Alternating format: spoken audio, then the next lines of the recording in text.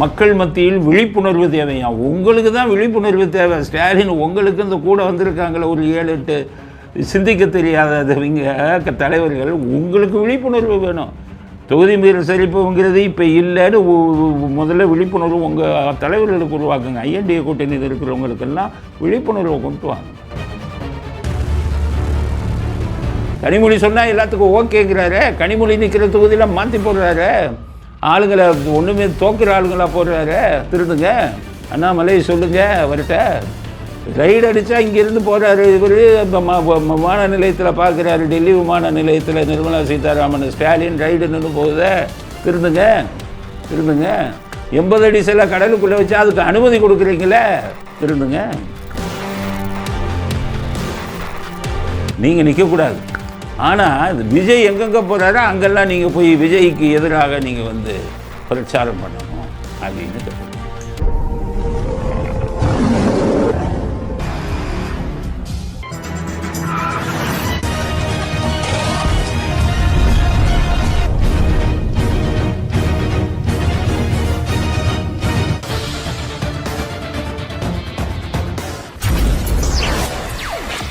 வணக்கம்.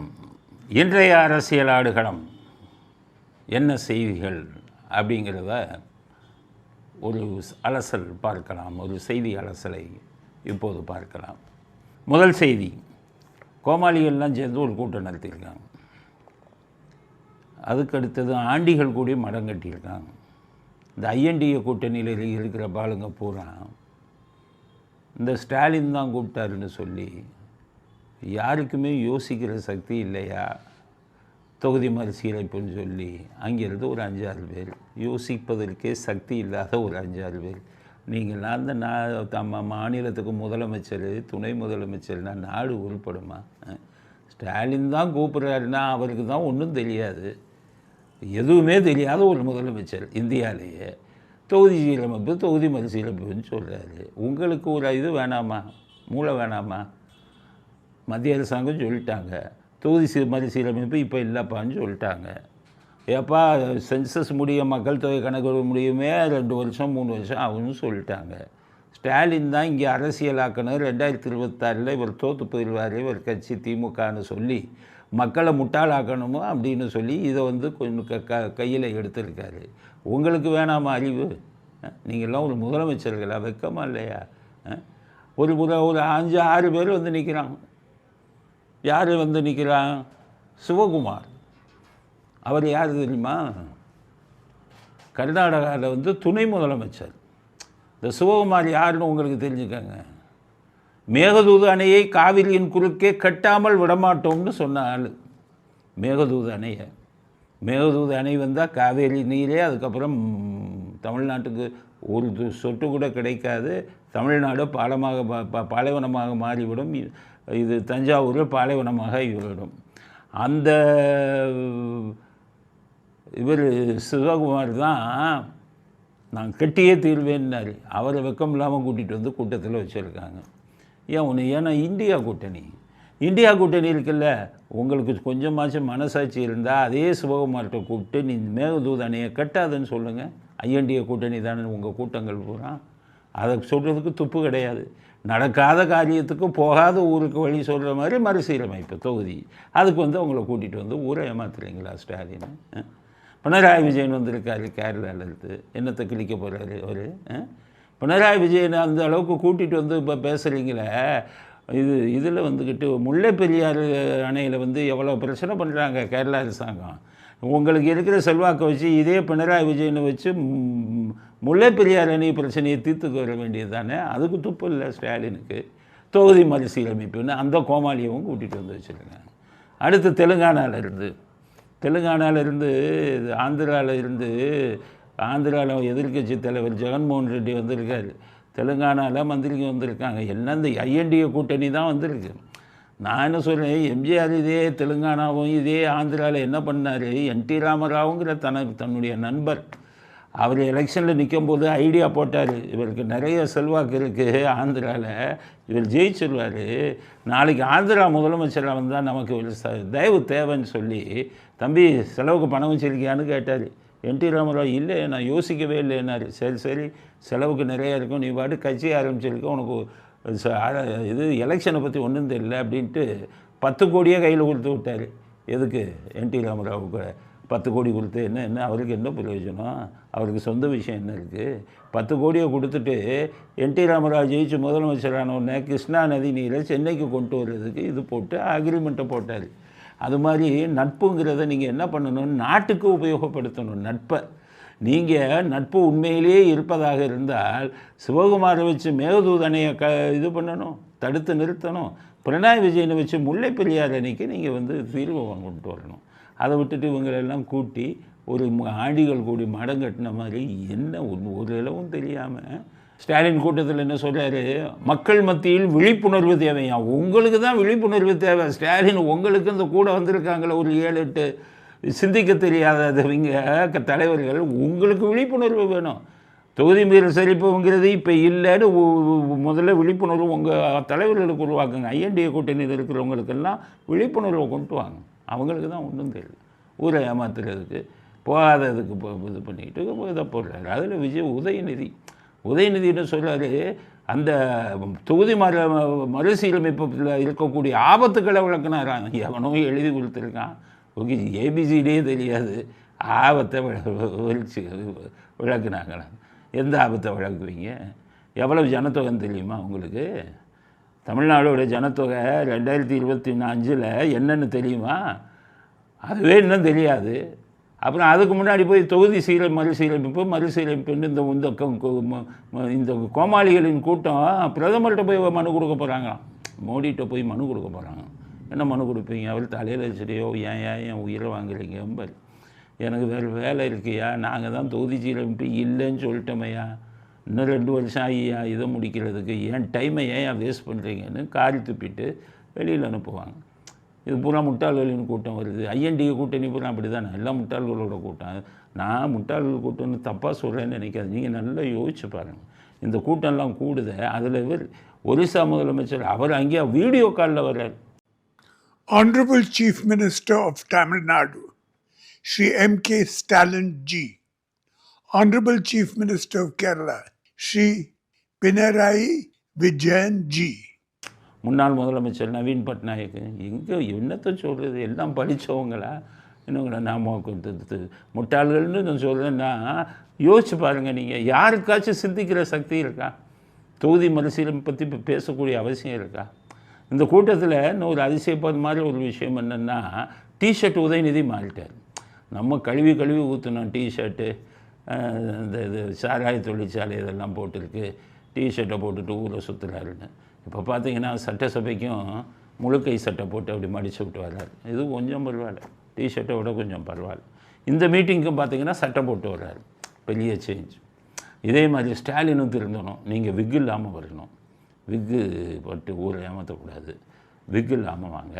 ஜெயிலர் ட்ரெஸ்ஸை மாற்றிடணும். நீங்கள் வேஷ்டி சட்டையை போட்டு இந்த ஒரு தடவை சட்டசபையை விட்டு வெளில வரும்போது சட்டையை கிழிச்சிக்கிட்டு அப்படி பனியனோடு வந்தீங்களா, அப்போ நீங்கள் வேஷ்டி சட்டை தான் போட்டிருந்தீங்க. அந்த கிழிச்சது ரொம்ப நல்லா இருந்தது. ஆனால் அப்போ டோஃபா இல்லைன்னு நினைக்கிறேன். விக் அப்போ இருந்ததான்னு தெரியல. அதனால் உதயநிதி டிஷர்ட்டை மாற்றின மாதிரி ஸ்டாலின் விக்கு மாற்றிடணும். ரொம்ப முக்கியம். முகத்துக்கு இந்த ஃபேஷியல் போடக்கூடாது. சாதாரணமாக இது பண்ணி வந்தீங்கன்னா இயற்கையாக இருக்கும். உங்கள் அப்பா அப்படி தானே வருவார். உங்கள் அப்பாவுக்கு தலையில் காலி இடமா இருக்கும். தலை தலையில் ஒன்றும் இருக்காது. ஆனால் அதை அப்படியே தடவிக்கிட்டு அப்படியே வருவார். ஆனால் அந்த தலையை தடவுறதுலேயும் அவர் ஒரு யுக்தி வச்சுருந்தார். அதாவது செய்தியாளர்கள் கூட நடக்கும்போது எவனாச்சும் குண்டக்க மண்டக்க கேள்வி கேட்டால் அதை வழுக்கத்தலையை தடவுவாரோ அதை சொல்லுவாங்க. அதுக்கு யூஸ் பண்ணார் வழுக்கத்தலையை. நீங்கள் தலையும் தடவ முடியாது, விக்கு இருக்குது. தலையை தடவுனா விக்கு வெளியில் வந்துடும். அதனால் நீங்கள் உதயநிதி சட்டையை விக்கு இதை மாற்றின மாதிரி டிஷர்ட்டை மாற்றி சட்டைக்கு வந்த மாதிரி ஸ்டாலின் அவர்களும் சீக்கிரம் விக்கையும் மாற்றி முகத்துக்கு ஃபேஷியல் பண்ணாமல் வரணும் அப்படிங்கிறது இந்த கூட்டத்தில் இப்போ வந்ததில் அதுதான் இது. அதுக்கு அடுத்தது கனிமொழி தலைமையில் போய் மோடிட்ட கொடுக்க போகிறாங்களாம். நீங்கள் ஸ்டாலின் அவர்களுக்கு ராஜதந்திரமே இல்லை. நீங்கள் அமித்ஷாவிட்ட மனு கொடுக்கும்போது தான் கனிமொழி தலைமையில் போகணும். மோடிகிட்ட போகும்போது கனிமொழி தலைமையில் போனால் ஒர்க் அவுட் ஆகாது. அதனால் தலைமையை மாற்றுங்க. ஸ்டாலினுக்கு சொல்லு, மோடிகிட்ட போகிறதுக்கு தலைமையை மாற்றுங்கள், வேறு யாராச்சும் ஒரு ஆன்மீகத்தில் இதாக இருக்கிறவங்கள வச்சு கூட்டிகிட்டு போங்க அப்படிங்கிறது கோமாளிகள் கூட்டத்தில் நடந்த இந்த விஷயத்துக்கு நமது முதற்கட்ட கருத்து. அதுக்கடுத்தது பிஜேபி போராட்டம், வித்தியாசமான போராட்டம். நேற்று விஜயை பிடிச்சி வாங்குவாங்கன்னு வாங்கினோம். இல்லையா, டாஸ்மாகை எதிர்த்து டாஸ்மாகை மூடணும்னு சொல்லிட்டு குடும்பத்துடன் போய் குடிப்போம்னு சொல்கிறீங்களேன்னு வாங்குவாங்கன்னு வாங்கணும். அதே மாதிரி இன்றைக்கி பிஜேபியை திட்ட வேண்டியது இருக்க. போராட்டம் எப்படி பண்ணுறாங்க தெரியுமா? கருப்பு சட்டை, இதெல்லாம் கருப்பு ட்ரெஸ், கருப்பு கொடி. ஆனால் அவங்கவுங்க வீட்டு வாசலில் போராடுறாங்க. செண்பகவல்லி அணையை பற்றி கேரள அரசிடம் பேச நேரம் இல்லை. சிவப்பு கம்பளம் விரிக்க மட்டும் நேரம் இருக்கா? வித்தியாசமாக இருக்குல்ல.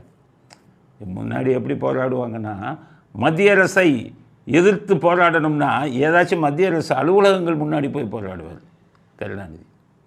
ஏன்னா அவருக்கு மத்திய அரசு அலுவலகத்துக்கு போனால் கைது பண்ணிடுவான். அவருக்கு வசதி என்னென்னா, கைது பண்ணால் ஒரு 10 பேரை தீக்குள்ளிடாம்பார். அதனால் அதுக்காகவே சிறைக்கு போவார். அதுக்கப்புறம் பிரச்சனையாகி மாட்டிக்கிட்டார். அதுக்கப்புறம் எல்லாருக்கும் தெரிஞ்சு போச்சு. படமே எடுத்தான். ஒரு அரசியல் தலைவர் இவர் ஜெயிலுக்கு போகிறதுக்காக தொண்டர்களை தீக்குளிக்க வைக்கிறாருன்னு பாரதி ராஜா படமே எடுத்தார், எண்ணுயிர் தோழன்னு. அதோட இவர் வேஷம் களைஞ்ச ஒன்று விட்டார். ஆனால் எதுவாக இருந்தாலும் நம்ம எதுக்கு எதிர்ப்பு தெரிவிக்கிறோமோ அவங்ககிட்ட எதிர்க்க தான் நீங்கள் போராடணும். நீங்கள் எங்கே போய் போராடணும்?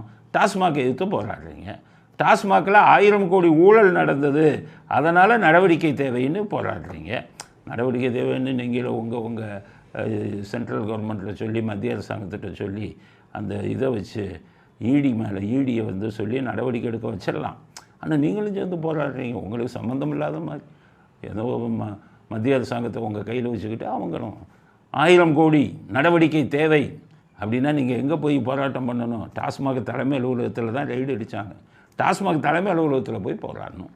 ஆனால் இவங்க தமிழிசை, இவர் நம்ம அண்ணாமலை எல்லாருமே அவங்கவுங்க வீட்டுக்கு முன்னாடி நின்று போராடுறாங்க. ஏன் அவங்கவுங்க வீட்டுக்கு முன்னாடி நின்று போராடுறாங்க தெரியுமா? அவங்க பொது இடத்துல போராடினா அரெஸ்ட் பண்ணிவிடுவாங்க. அன்றைக்கி மாதிரி 6 மணிக்கு விடுதலை பண்ண மாட்டாங்க, உள்ளே தள்ளிடுவாங்க. உள்ளே தள்ளினா பாஜக தலைவர் ஒரு ஆள் உள்ளே இருக்க முடியாது. அங்கே உள்ளே இருக்கிற நிலைமை எப்படி போடுவாங்க தெரியுமா? ரூமுக்குள்ளே 5 பேர் தங்குற ரூமுக்குள்ளே 50 பேர் உள்ளே தள்ளுவாங்க. அப்போ அந்த கஷ்டம்லாம் உள்ளே போனால் தான் தெரியும். அதனால் உள்ளேயும் போகக்கூடாது. அப்படி போராட்டம் பண்ணுறோம் அப்படின்னு காமிச்சிக்கணும். அப்படியே நல்ல பேர் வாங்கணும். அதுக்கு வசதியாக அவங்கவுங்க வீட்டு வாசலில் அவங்களே போராடிக்கலாம். யார் பார்ப்பா? போலீஸும் வரமாட்டான். அதனால் இந்த போராட்டம் ஒரு வித்தியாசமான போராட்டம், சுயநலமான போராட்டம். ஜெயிலுக்கு போகாமல் தங்களை காப்பாற்றிக் கொள்வதற்காக பாஜக தலைவர்கள் நடத்தக்கூடிய போராட்டம் அப்படின்னு தான் நம்ம இந்த போராட்டத்தை எடுத்துக்கணும். அடுத்தது அண்ணாமலை 2 விஷயம் சொல்கிறாரு. என்னென்னு கேட்டிங்கன்னா, நம்மளை கோவிச்சுக்கிறாரு. நம்ம திட்டினோம், நான் ஒன்றும் திட்டலை. விஜய் வைத்த கிள்னாங்கன்னு சொன்னது தப்புங்க, நாகரிகமாக பேசிக்கங்க, நாகாக்க அப்படின்னு தான் சொன்னோம். ஆனால் அவர் கோவம் ரொம்ப திட்டிக்கிறார். அவர் ஆளுங்களை வச்சு நம்மளை திட்ட விடுறாரு. அவங்க என்ன சொல்கிறாங்கன்னா, நீங்கள் அண்ணாமலை நீங்கள் திட்டக்கூடாது, அப்படி அண்ணாமலை நீங்கள் திட்டினீங்கன்னா அவர் இந்த மாதிரி தான் ஆளை வச்சு திட்டுவார் அப்படின்னு சொல்கிறாங்க. நாங்கள் அதுக்கெல்லாம் பயப்படுற ஆள் கிடையாது. அண்ணாமலை உங்களை மாதிரி பல இதுங்களை நான் பார்த்தாள். காவல்துறையவே கலக்கிட்டு வந்தாலும் காவல்துறையிட்ட போய் கேட்டுக்கோங்க. ஒட்டுமொத்த காவல்துறையும் டிஜிபி, கமிஷனர் இவங்களெல்லாம் எப்படி கலக்கின 1992, 93 எவ்வளோ பெரிய போராளிங்கிறத நீங்கள் தெரிஞ்சுக்கணும். அதனால் இது ஒரு விமர்சனம், இது ஒரு மீடியா. யார் தப்பு பண்ணாலும் விமர்சனம் பண்ணத்தான் செய்வோம். நீங்கள் அதற்கு விதிவிலக்காக இருக்க முடியாது. உங்களை இப்போ விமர்சித்து பேசுகிறோம்னா நீங்கள் ஆளை வச்சு திட்டினீங்கன்னா போட்டிக்கு நாங்கள் ரெடி. நீங்கள் ரெடியாக இருந்தால் நாங்கள் ரெடி. சில விஷயங்களை வெளியில் சொல்ல முடியாது. சொல்ல வேண்டிய நேரத்தில் பல விஷயங்களை நான் தமிழ்நாட்டு மக்களுக்கு சொல்லுவேன். அது பல விஷயங்கள் இருக்குது. அதனால் இப்போ அண்ணாமலைக்கு வருவோம். அவர் தானே அண்ணாமலை என்ன சொல்கிறாரு, நிச்சயம் கைது தொடரும்ங்கிறாரு. டாஸ்மாக் 1000 கோடி. சரி, கைது தொடரும்னு எப்படி நம்புறது? செம்மன் குவாரியில் நைட்டு 1 மணி 2 மணிக்கு வச்ச பொன்முடியை பிடிச்சி விசாரிச்சுக்கிட்டே இருந்தீங்களே. 1 வருஷம் ஆச்சா, கைதே பண்ணலையா? பொன்முடியும் பண்ணலை, பொன்முடி மகனையும் பண்ணலை. அதுக்கப்புறம் செந்தில் பாலாஜி வெளியில் வராரு, இவங்களை இது பண்ணுறாரு, சாட்சிகளை கலைப்பாருன்னு சொல்லி ஒரு சாதாரண மனிதன், ஒரு சாதாரண ஒரு பொதுமக்களில் ஒருத்தன் இப்போ பையில் வந்து ரத்து செய்யுங்கன்னு போட்டாங்க. இவங்க ரத்து செய்யணும் கூட போடலையே, கடைசி தானே போட்டாங்க. இவங்க ஈடி பொன்முடி ஆட்சி இவங்கள சாட்சிகளை கலைக்கிறார், சாட்சி புரல் சாட்சியாக வராங்க, அவரை கைது பண்ண மாட்டேங்கிறீங்களே. அப்போ நீங்கள் சொல்கிறது எப்படி நம்புறது? டாஸ்மாகில் மட்டும் கைது பண்ணுவேன்னு நீங்கள் சொல்கிறத எப்படி நம்புறது? நான் சொல்கிறேன், டாஸ்மாகில் அவங்க கைது பண்ண மாட்டாங்க, அதனால் அண்ணாமலை சொல்வதை ஏற்றுக்கொள்ள முடியாது அப்படிங்கிறத. அண்ணாமலைக்கு அடுத்த பதில். அண்ணாமலை அப்புறம் சொல்கிற முக்கியமான விஷயம், மத்திய அரசு தவறு செய்தால் தாராளமாக சுட்டி காட்டுங்க, நாங்கள் திருத்திக் கொள்கிறோம். மத்திய அரசின் மீது குறை இருக்கா, ஆக்கப்பூர்வமாக சொல்லுங்க, தவறு இருந்தால் திருத்திக்கிறோம். அதுதான் ஜனநாயகத்தினுடைய அடிப்படை.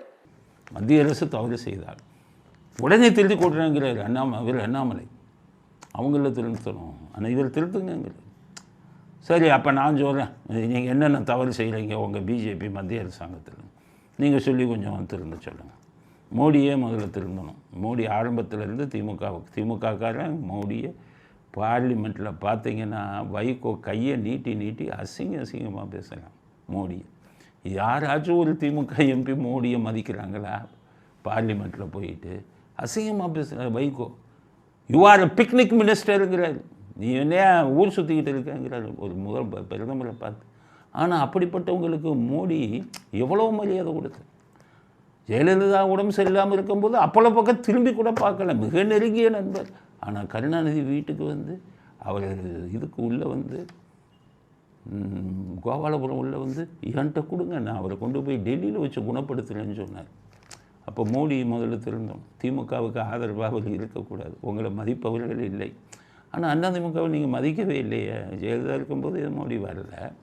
ஜெயலலிதா இறந்த உடனே வெங்கையா நாயுடுவை கொண்டாந்து காவலுக்கு வைக்கிறீங்க. அது எதுக்குப்பா உங்களுக்கு என்ன வேலை? அது அதிமுக செத்து போயிட்டாங்க, அவங்க தொண்டர்கள் பார்த்துக்குவான், அவன் தலைவன் பார்த்துக்குவான். எதுக்கு கொண்டாந்து இவரை நிறுத்துனீங்க வெங்கையா நாயுடுவை? அதே வெங்கையா நாயுடுவை இங்கே வந்து நிறுத்திட்டு அதே வெங்கையா நாயுடு வந்து கருணாநிதி சிலையை திறந்து வச்சார் அண்ணா அறிவாலயத்தில். திருந்துங்க, இதெல்லாம் திருந்துங்க. கருணாநிதி சிலையை திறந்து வச்சிங்களா அண்ணா அறிவாலயத்தில்?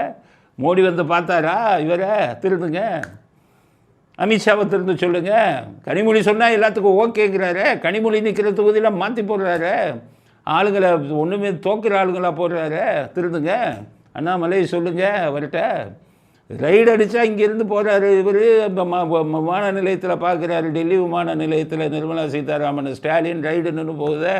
திருந்துங்க.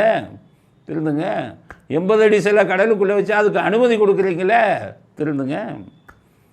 கருணாநிதி இப்போ இதுக்கு நாணயம் வெளியிடுறீங்க, திருந்துங்க. அவர் சமாதிக்கு போய் அவர் தான் கும்பிட்டாருன்னு வச்சுக்கோங்க, மத்திய மந்திரி வந்து கும்பிட்டார், ரைட்டு, ராஜ்நாத் சிங். நீங்களும் கூட போய் தொட்டு கும்பிட்றீங்க இப்படி 2 கையும் வச்சு. அண்ணாமலை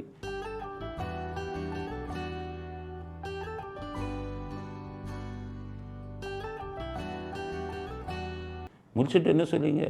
கலைஞர் ஐயா அவர்கள் அப்படிங்கிறீங்க. ஈவேராவை என்ன சொல்கிறாரு அண்ணாமலை? என்கிட்ட வீடியோ இருக்குது.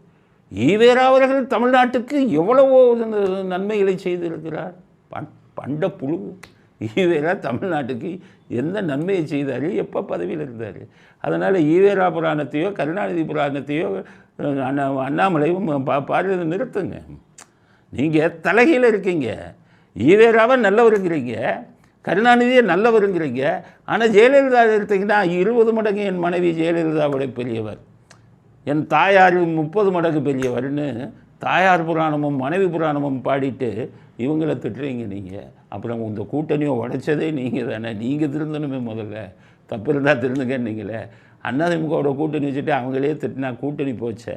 2 பேர் கட்சிக்கு 2 பேர் உறுப்பினர்களுக்கு இடையில் பெரிய மோதல் வந்துருச்சு. இதுக்கெல்லாம் காரணம் நீங்கள் தானே. அப்போ நீங்களும் திருந்தணும், அமித்ஷாவும் திருந்தணும், மோடியும் திருந்தணும். இன்னும் சொல்லப்போனால் நிர்மலா சீதாராமனும் இவர்களுக்கு சலுகை காட்டாமல் திருந்தணும். ஈடிகிட்ட சொல்லி எல்லா நடவடிக்கையும் நீங்கள் எடுக்கணும். ஃபைல் 1 டிஎம்கே, ஃபைல் 2 டிஎம்கே கொடுத்தீங்களே, அது 2 இதில் ஒரு இதுலையாச்சும் நடவடிக்கை எடுத்தாங்களா? நீங்கள் சொன்ன லஞ்ச குற்றச்சாட்டில் ஒரு இதுலையாச்சும் நடவடிக்கை எடுத்தாங்களா? அதுக்கிடையில் மக்கள் ஏமாந்துட்டாங்கன்னு சொல்லி ஃபைல் 3 ஃபைல் 4னார். நாங்கள் போட்டு கற்றணும். ஃபைல் 1 ஃபைல் 2 நடவடிக்கை எடுக்காமல் 3 4க்கு வராதிங்க. அதனால் மத்திய அரசு அதை இது பண்ணுங்க. அப்போ நாணயம் கொடுத்த மாதிரி அவருக்கு இது பாரத் ரத்னா கொடுக்குறதுக்கு கனிமொழி மூவ் பண்ணிக்கிட்டு இருக்காங்க ஸ்டாலின். அதை மாச்சும் கொடுக்காமல் இருந்து நாட்டை காப்பாற்றுங்க. அந்த விருதுக்குரிய மரியாதையை கொஞ்சம் காப்பாற்றுங்க. அந்த விருது பெரிய பெரிய ஆளுங்களுக்கெல்லாம் கொடுத்தது, அதனுடைய மரியாதையை கொஞ்சம் காப்பாற்றுங்க. அதனால் தவறு இருந்தால் திருத்திக் கொள்கிறோம் மத்திய அரசுன்னு சொன்னீங்கல்ல, அண்ணாமலை அவர்களுக்கு சொல்கிறேன், இவ்வளவும் நான் சொல்கிறதெல்லாம் அங்கே போய் திருத்துங்க. அதாவது பிஜேபிக்கு எப்போதுமே ஓட்டு போடக்கூடியவர்களுக்கு நீங்கள் என்றுமே குரல் கொடுப்பதில்லை. பிஜேபி பிராமணர்கள் பூரா உங்களுக்கு ஓட்டு போடுறாங்க. பிராமணர்களுக்கு கஷ்டம் வரும்போது என்னைக்காச்சும் வாய்ஸ் கொடுத்துருக்கீங்களா, குரல் கொடுத்துருக்கீங்களா? ஹஜ்ஜு இதை இதில் மடிப்பாக்கத்தில் கொண்டு வராங்க, பிராமணர்கள் அதிகம் நிறைந்ததில். எங்களை போன்றவர்கள் குரல் கொடுத்தோம். நீங்கள் ஏதாச்சும் குரல் கொடுத்தீங்களா? தமிழ்நாடு பிஜேபியிலேருந்து யாராச்சும் குரல் கொடுத்தாங்களா? அதனால் இதெல்லாம் மாற்றிக்கங்க. திருத்திக்கிறோங்கிறீங்களே, இதெல்லாம் திருத்திக் கொள்ளுங்கள் அப்படிங்கிறத அண்ணாமலைக்கு செய்தியாக தெரிவிக்கிறோம். அடுத்தது விஜயும் கமலும் மோதல், அதுதான் அடுத்த செய்தி. என்னென்னு கேட்டிங்கன்னா, ஸ்டாலின் இதை போட்டார், உளவுத்துறையிலேருந்து வருதான் விஜய் இன்னும் 10-20 நாளில் ஸ்பாட்டுக்கு வர போகிறாரு, இது ஃபீல்டு ஒர்க்கை வர போகிறாரு, களத்தில் இறங்க போகிறாரு, ரெடி ஆகிட்டாருன்னு சொன்ன உடனே கமல்ஹாசன் இதை போட்டு இவர் ஸ்டாலின் உடனே கமல்ஹாசனை கூப்பிட்டாரான். கூப்பிட்டு என்ன அப்படின்னு ஒன்று, நான் உங்களுக்கு நல்லா யோசிங்க, 2021 சட்டசபை தேர்தலில் 200 கோடி கொடுத்தேன். நீங்கள் என்ன பண்ணிட்டீங்க? பாதி தொகுதியில் நின்று பாதி தொகுதியில் நிற்காமல் எனக்கு நாங்கள் ஜெயிப்பதற்கு உதவி செஞ்சீங்க. 200 கோடி கொடுத்தோம். போன எம்பி எலெக்ஷனில் ராஜ்யசபா சீட்டு கொடுக்குறேன்ட்டு ஒரு 100 கோடி கொடுத்தோம், ஞாபகம் இருக்கா? ஆக 300 கோடி கொடுத்தோம். இப்போ 300 கோடியில் கமல்ஹாசன் மிகப்பெரிய பங்களா அரண்மனை மாதிரி கட்டுறாராம். இன்றைக்கி இதில் இருக்குது ஃபோட்டோலாம், அரண்மனை மாதிரி 70 வயதில் 300 கோடியில் பங்களா. இவ்வளவும் திமுகவுக்கு தான் நன்றி சொல்லணும். அதுதான் ஸ்டாலின் சொன்னாராம், இவ்வளவுக்கு நாங்கள் தான் காரணம். இப்போ என்ன செய்யணுன்னாராம், 2026 தேர்தலில் நீங்கள் நிற்கக்கூடாது, ஆனால் விஜய் எங்கெங்கே போகிறாரோ அங்கெல்லாம் நீங்கள் போய் விஜய்க்கு எதிராக நீங்கள் பிரச்சாரம் பண்ணணும் அப்படின்னு கேட்டிருக்கோம். அப்போ இவர் என்ன சொன்னார், எனக்கு ஒன்றும் கிடையாது, ஆனால் இது எனக்கு என்ன பணம்ங்கிறத மட்டும் சொல்லிடுங்க. ஏன்னா பிக் பாஸ் எல்லாம் 20 கோடி வாங்கிட்டு தான் போனார். நான் எங்கே போனாலும், சினிமாவுக்கு போனாலும் பணம் வாங்குவேன், அரசியலுக்கு போனாலும் வாங்குவேன். 26 என்ன விஜய் தேர்த்தானே போனேன், தாராளமாக போகிறேன், அமௌண்ட்டு மட்டும் பேசுங்கன்னு இருக்காராம்.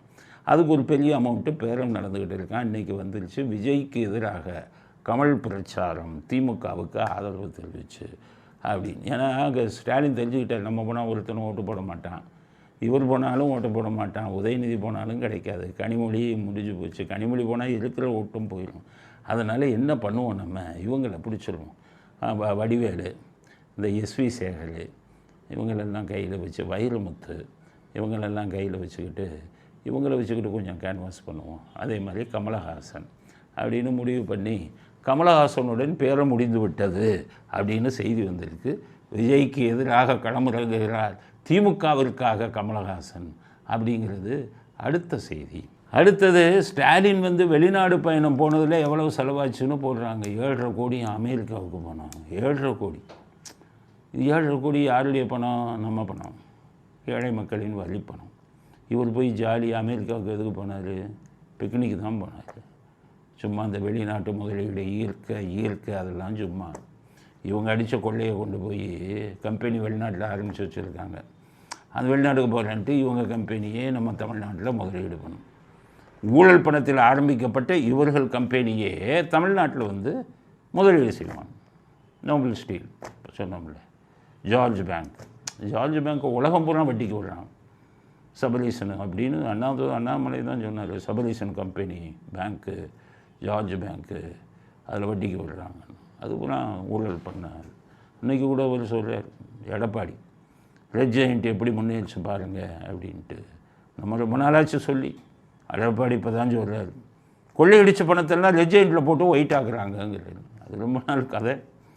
அதனால் இப்போ இவர் அப்பப்போ இவர் என்ன பண்ணிடுறாரு, குடும்பத்தோடு சுற்றுலா போகிறாரு. ஸ்டாலின் துபாய்க்கு போனார், குடும்பத்தோடு சுற்றுலா, நம்ம பணத்தில் குடும்பத்தோடு.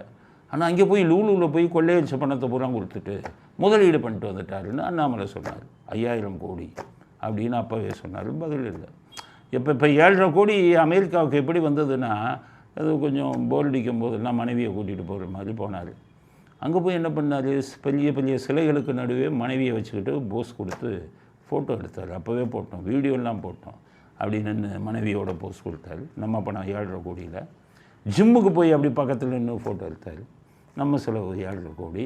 அதில் தான் அதுக்கடுத்தது அங்கே போனார். எங்கே டிரைவர் இல்லாத காரில் போய் அதெல்லாம் வீடியோ எடுத்து போட்டார். நம்ம வீடியோ போட்டோம் பாருங்கள் அதெல்லாம். அப்புறம் சைக்கிள் ஓட்டினார், அந்த வீடியோவும் போட்டோம். ஆக 7.5 கோடி இதுக்கு கணக்கு எழுதியிருக்காங்க. போனது யார், இவரும் ஒரு மனைவியும் நாட்டுக்காக போனோன்னு ஊரை ஏமாத்துறாங்க அப்படிங்கிறது அடுத்த கருத்து. அதுக்கு அடுத்தது இன்னொரு விஷயம் என்னென்னா, நம்ம இது 10 லட்சம் கோடி நம்ம தமிழ்நாட்டுடைய கடன். இதில் கணக்கு எடுத்து பார்த்தா, அதாவது எம்ஜிஆர் வந்ததுலேருந்து கணக்கு எடுக்கணும், 71லேருந்தே கணக்கு எடுக்கணும். எம்ஜிஆர் 77லேருந்து கணக்கு எடுக்கணும். 77லேருந்து கிட்டத்தட்ட 2021 வரை, 77லேருந்து, அதாவது 44 வருஷத்தில் தமிழ்நாட்டுடைய கடன் எவ்வளோ தெரியுமா? 5 லட்சம் கோடி. 44 வருஷத்தில். ஆனால் 2021 ஸ்டாலின் வந்த அந்த 4 வருஷத்தில் 5 லட்சம் கோடி. 44 வருஷத்தில் வாங்கின கடனை தமிழ்நாடு அரசாங்கம் ஸ்டாலின் 4 வருஷம் 5 வருஷத்தில் வாங்கியிருக்கிறார். அப்படிங்கிறது ஒரு வருத்தத்துக்குரிய செய்தி. கேட்டால் திராவிட மாடல் அரசுங்கிறார், வாக்குறுதிகளை பூரா நிறைவேற்றி விட்டேன்னாரு. இவ்வளவு கடன் எதுக்காக வாங்கினார்? இப்போ எடப்பாடி இருக்கும்போதாச்சும் இது வந்தது, கொரோனாவுக்கு நிறையா வருமானம் வரல, டேக்ஸ் வரல, அப்போ நிறையா கடன் வாங்கினாங்க. அது மாதிரி ஏதாச்சும் 21க்கு அப்புறம் வந்ததானா ஒன்றும் வரல. ஆனால் கடன் மட்டும் 5 லட்சம் கோடி. இந்த கடனில் இவங்களுக்கு கமிஷன் எவ்வளவு, அது தனி, அது ஒரு தனி கதை. அதனால் இந்த அளவுக்கு நாட்டை சீரழித்து கொண்டிருக்கிறார் ஸ்டாலின். கடன் 5 வருடத்தில் 5 லட்சம் கோடி, 44 வருஷத்தில் வாங்கிய கடனை 5 வருடத்தில் வாங்கி இருக்கிறாருங்கிறது அடுத்த செய்தி. அடுத்தது 2 முக்கியமான விஷயம். ஜாகிர் ஹுசைன் அந்த எஸ்ஐ செத்தார், என்ன கொலை பண்ண போகிறாங்கன்னு வீடியோ போட்டார். அவர் செத்து போயிட்டார். இப்போ அவர் பையன் வீடியோ போட்டிருக்காரு. அவர் என்ன சொல்கிறார், ஐயோ எங்கள் அப்பாவை கொலை பண்ணதே விற்றுட்டீங்க, இப்போ என்னையும் கொலை பண்ணிடுவாங்கங்கிறார். 2 வீலரில் வீடை வீடியோ எடுத்துகிட்டு போகிறாங்கப்பாங்கிறாரு. அடுத்த டார்கெட் நம்ம தான், அந்த மாதிரி தான் இருக்குது இப்போ. அதனால தான் இந்த ஒரு வீடியோ ஒரு பதிவு போட்டு வச்சிருவோம், என்ன நடக்குது அப்படின்னு. இப்போ ஃபியூச்சரில் ஏதாவது ஒன்றுன்னா அப்போ இந்த பதிவு ரொம்ப ஒரு யூஸ்ஃபுல்லாக இருக்கும். இப்போ எதுக்கு சொல்கிறேன்னா, இன்னைக்கு ஒருத்தர் வந்தார், ஹெல்மெட் போட்டுட்டு வீடை நான் இருக்க போகும்போது வீடியோ எடுத்துகிட்டே இருந்தார். அப்போ நான் வெளியே போகிறேன், டக்குனு வண்டி எடுத்துகிட்டு போயிட்டாரு, யாருன்னு தெரியல. ஆனால் இந்த தடவை போலீஸ் சுதாரிச்சிட்டான். போன தடவை தானே நம்ம கோட்டை விட்டோம், இவர் சொல்லிட்டார் டிஜிபி. உளவுத்துறை சொன்னதுக்கப்புறமே எப்படி அவரை கொலை பண்ண விட்டீங்கன்னு அவர் கொலை பண்ணினதுக்கப்புறம் சொல்கிறார் டிஜிபி. முதலே சொல்லியிருக்கணும். அவங்க போலீஸ்காரவங்க மேலாம் நடவடிக்கை எடுங்கன்ட்டார் டிஜிபி. ஏன் நடவடிக்கை எடுக்கணும்னா, என்ன கொலை பண்ணுறதுக்கு முன்னாடி அவர் பேசியிருக்காரு வீடியோவில். அந்த போலீஸ் அபிலாம் என்ன எடுத்தாங்க. ஆனால் யார் மேலே ஆக்ஷன் எடுப்பா? கீழே இன்ஸ்பெக்டரு, இந்த எஸ்பி, அவங்க மேலாம் எடுக்க மாட்டாங்க. ஏன்னா உளவு பிரிவு சொல்லிச்சான், ஜாகிர் ஹுசைனை கொல்ல போடுறாங்கன்னு. இப்போ தான் சொல்கிறார். நீங்கள் இப்படி பார்த்தீங்கன்னா சாத்தான்குளத்தில் பாவம் இந்த 2 பேரை போலீஸ் ஸ்டேஷனில் வச்சு அடித்தாங்களே, அப்போ உளவு பிரிவு கான்ஸ்டபிள் அந்த போலீஸ் ஸ்டேஷன்லேயே இருந்தான். அப்போ உளவுத்துறை வேலை செய்யலையே.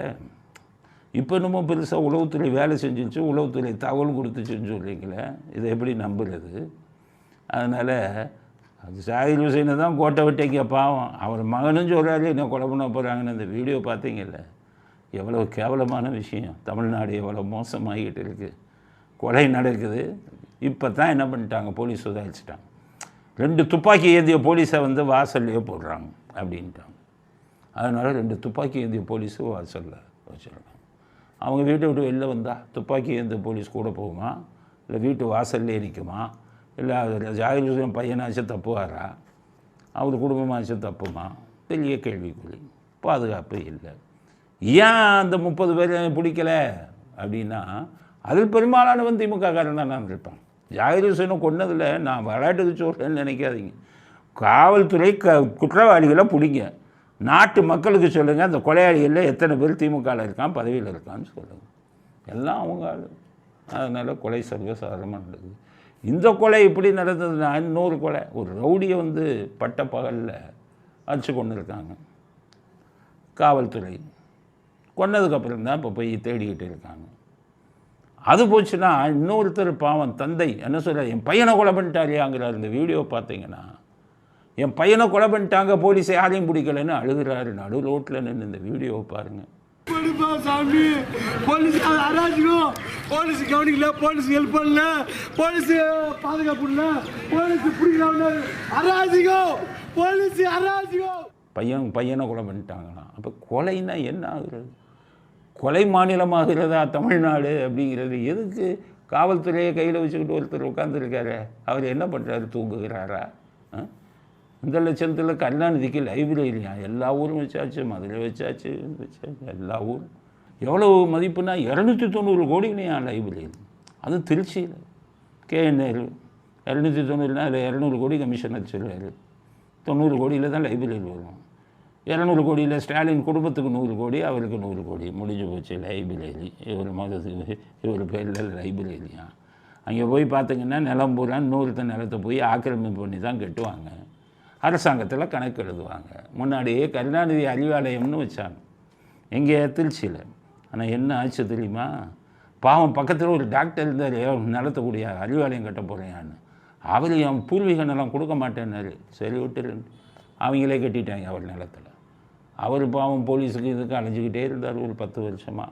அதுக்குள்ளே கட்டி முடிச்சுட்டாங்க அறிவாலயத்தை. இங்கே நம்ம அண்ணா அறிவாலயத்தை கார்பரேஷன் இதில் வந்துக்கிட்டு கட்டி கார்பரேஷன் நோட்டீஸ் கொடுத்து அதில் நிலமே இவங்க நிலம் இல்லை, அது இன்னொருத்தருடைய ஜமீன்தார் நிலம். அதே மாதிரி இப்போ திருச்சியில் ஆரம்பித்து இது பண்ணிட்டாங்க அறிவாலயத்துக்கு அப்புறம் இப்போ லைப்ரரி. இது மாதிரி இவங்க பூரா கருணாநிதி பேரில் ஒவ்வொரு பெரிய நகரங்களையும் லைப்ரரி. அடுத்து சேலத்தில் ஆரம்பிப்பான், அடுத்து கோயம்புத்தூரில் ஆரம்பிப்பான், 300 கோடிம்பான். அதில் 200 கோடி இவங்க கை வச்சுட்டு மீதி 100 கோடிக்கு அது கருணாநிதி படத்தை மாட்டி பண்ணிடுவாங்க. 5 லட்சம் கோடி கடன் வராமல் என்ன ஆகும்? இப்படித்தான் கோமாளித்தனம் தமிழ்நாட்டிலே நடந்து கொண்டிருக்கிறது என்பது அடுத்த கட்ட செய்தி. இத்துடன் இன்றைய அரசியல் ஆடுகளம் நிறைவு பெறுகிறது. மீண்டும் நாளை புதிய செய்திகளுடன் உங்களை சந்திக்கிறோம். நன்றி, வணக்கம், ஜெயன்.